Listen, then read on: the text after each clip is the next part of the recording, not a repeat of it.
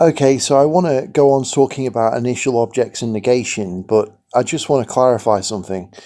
I keep using this idea that when the identity arrow is in a subobject, in particular, usually an extension over a formula, that means that formula is true, or equivalently that is the full subobject. So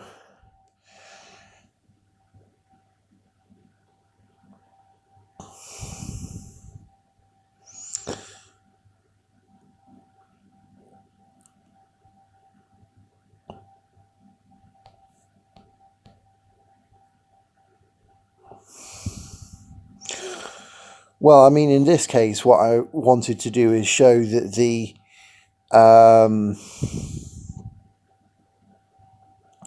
pullback of a monic along a monic is the identity, and we can quite easily see this because the identity is in the pullback of a monic along the monic, if and only if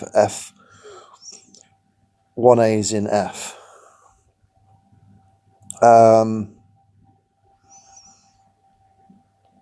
But then another thing is, like in general, this is another interesting general fact. This is more what I was saying actually. Say we have a monic M into B. Well, if the identity arrow is in that monic, then we can write identity equals mk for some k. And that means that M is a split epic. And since M is also a monic, that means it's iso. So that means it's equivalent to the identity arrow of B.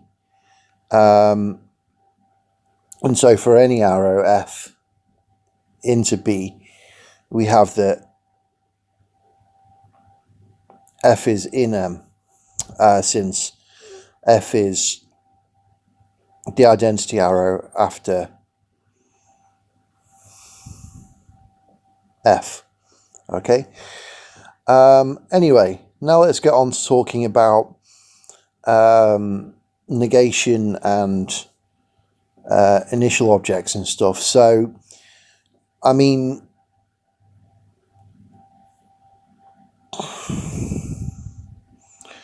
we have this thing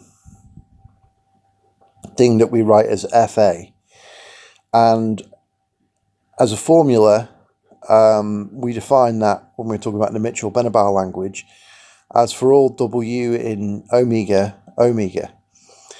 Now, that's going to be, well, it's obviously a type omega term.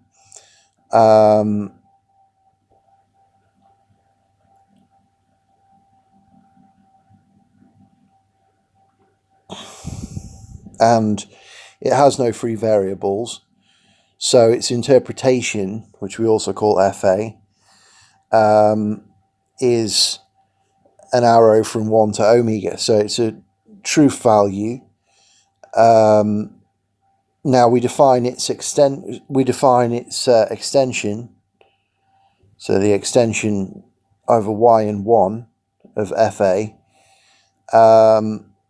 to be this arrow here. Now we write this as an arrow from 0 to 1. It's obviously a monic.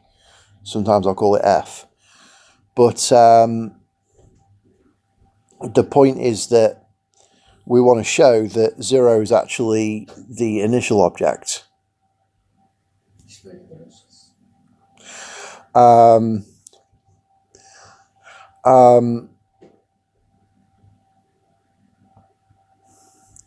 Okay,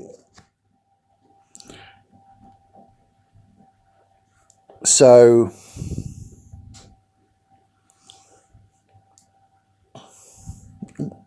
like before that though, let's establish this result.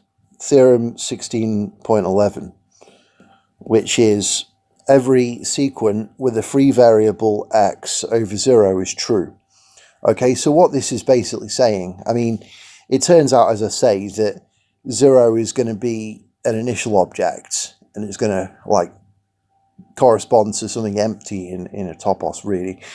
So it's kind of like saying, making statements about stuff that doesn't exist is always true. For example, if you have a 5-legged elephant and you add 1 to the number of legs it has, then it has 10 legs.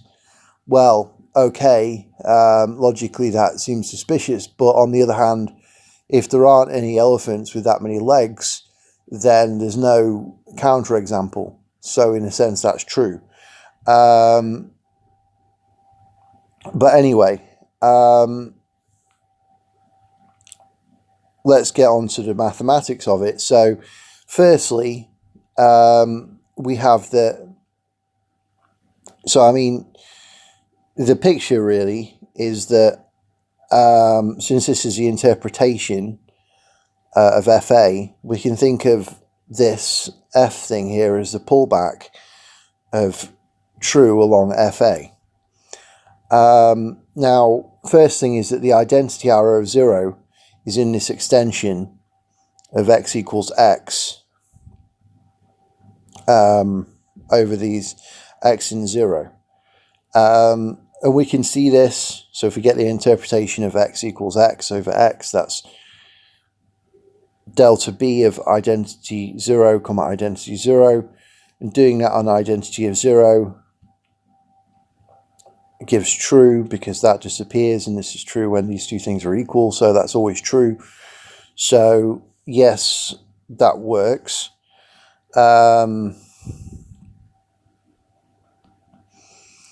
Also,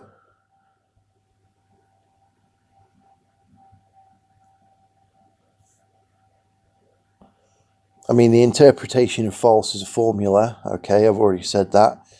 It's a true value, really. So for a variable x in 0, we're going to have the interpretation of false over x is interpretation of false after x over x, which is just, I mean, because this is a constant, so we have this, and it's just false after exclamation mark 0. So this is exclamation mark 0 here. Okay, so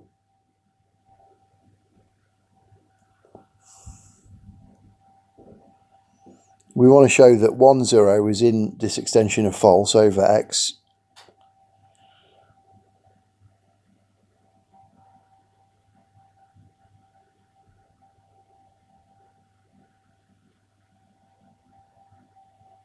in 0. So that holds if and only if 1 of 0 after the interpretation of false in x is true. But we know the interpretation of this is FA after exclamation mark 0. So this holds if and only if exclamation mark 0 is in this classifying arrow of false, which is exclamation mark 0. So this obviously is always true. So this always holds. So what we have is that the identity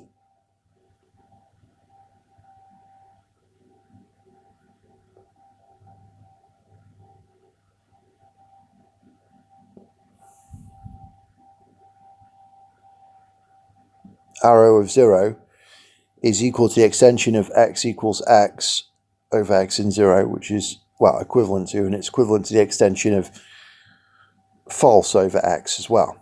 So that means that when we've got this x in 0, we have x equals x implies false. Now, we can prove our claim. So if x in 0 is free in this secant here, gamma implies phi, then this secant is true. How do we know that? Well, we can use the Mitchell-Benebaugh logic. So starting from nothing, we get false implies phi. That's just from the false rule. And then doing some thinning, we get false and gamma implies phi. Also, I've shown that x equals x implies false. So we get that. And then doing a cut here, I mean, we have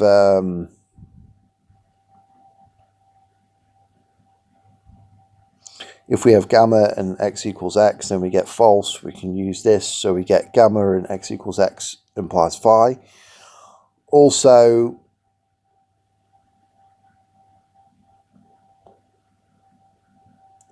we trivially have x equals x. That's one of the equality axioms. And then doing a cut again, we get gamma implies phi. So that's that done.